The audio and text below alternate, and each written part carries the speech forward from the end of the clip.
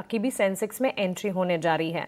और बीएल के चार्ट से एक बार पुल अप करेंगे और लास्ट 1 मंथ का ट्रेंड अगर आप देखेंगे, Bharat Electronics Limited, aerospace defence major, one of the stock अच्छा खासा चल गया है, करीब 25% की गेन्स हैं और डिफेंस का पूरा खेमा ही काफी अच्छा चल गया है। अब ऐसे में एंट्री अपॉर्चुनिटी चाहिए लोगों को, लेकिन काफी टैक्टफुली इन स्पेसेस में एंटर करना होगा, क्योंकि काफी चल गए हैं और इतने महंगे लेवल्स पर किस तरह से एंट्री की जाए, इसकी एक स्ट्रैटेजी जरूर बनानी चाहिए। और भारत इलेक्ट्रॉनिक्स लिमिटेड के लिए ही अगर देखेंगे, जिस तरह का ट्रेंड पिछले 1 महीने में देखने को मिला है, हरीश, क्या एक स्ट्रैटेजी ये भी हो सकती है कि हर गिरावट में एसआईपी के हिसाब से बीएल को समझा जाए, और हर गिरावट में जैसे हम एसआईपी में पार्ट बाय पार्ट इन्वेस्ट करते हैं, एंट्री लेते हैं, वैसे गिरावट में थोड़ा थोड़ा एंट्री का नजरिया, बिकॉज स्टॉक में काफी मजबूती है, मजबूती के बावजूद एक स्पेस है जिसमें मार्केट पार्टिसिपेंट्स एंटर जरूर करना चाहेंगे। स्ट्रैटेजी क्या होनी चाहिए? बिल्कुल मानसी जी, आपने सही बताया कि जिस तरीके से ब्रेकआउट दिया था स्टॉक और जिस तरह से रैली दिया हुआ है स्टॉक प्राइस में बीएल में, ऑलमोस्ट 22% के ऊपर से प्रॉफिट अभी तक गेन्स दिखाई दे रहे लास्ट 2-3 हफ्तों में। तो जिस तरीके से अगर देखा है तो एक पिछले, अगर हिस्टोरिकली थोड़ा देखते हैं तो पीछे जाके, तो जुलाई 2024 से लेके अभी तक एक कंसोलिडेशन में था वहाँ, उसके बाद स्टॉक प्राइस में बिल्कुल एक स्पर्ट मूवमेंट आया था।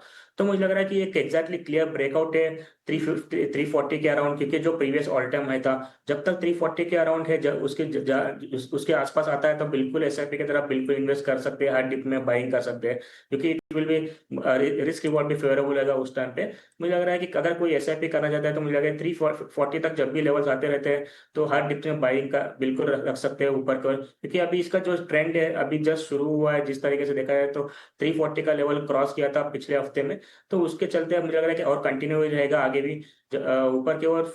450 से लेके 478 लेवल्स तक ऊपर अभी इमीडिएट बेस में टारगेट्स ऊपर की ओर नजर आ रहे हैं। मार्केट हर दौर में आपको एंट्री अपॉर्चुनिटी देता है, और किसी भी शेयर में जहां हम ऐसा कोई स्ट्रॉन्ग स्क्रिप्ट भी देखते हैं जो काफ़ी अच्छा चल गया है, उसमें भी अगर टैक्टफुली स्ट्रैटेजाइज किया जाए तो एंट्री अपॉर्चुनिटीज़ ढूंढी जा सकती हैं। हालांकि वहां पर जो मजबूती है, उस मजबूती को ध्यान में रखते हुए जैसे जैसे गिरावट, कुछ सेशंस आएंगे जब ये स्टॉक्स भी ब्रीदर लेंगे, तब आप एंट्री अपॉर्चुनिटी इनमें ढूंढ सकते हो, और ये स्ट्रैटेजी होनी चाहिए। अब बात करते हैं the investor favourite, the trader favourite, BSE limited की। लेकिन बीएसई लिमिटेड में मजबूती जो है, गेन्स जो है, वो फ्रिजल आउट होते हुए अब नजर आ रहे हैं, और ये होना भी था। बीएसई लिमिटेड की अगर बात करें, करीब 5% के डाउन ट्रेंड्स देखे गए कल के ही सत्र में। 2:1 के रेशियो में बोनस इशू की रिकॉर्ड डेट से ठीक पहले, और वो रिकॉर्ड डेट आज है। अब यहाँ से स्टॉक प्राइस में किस तरह का एक्शन दिखेगा, डाउनवर्ड मोमेंटम किस तरह का नजर आएगा, कि कल के सत्र में ही, ये इवेंट से ठीक एक दिन पहले ही इम्पैक्ट हम देख चुके हैं।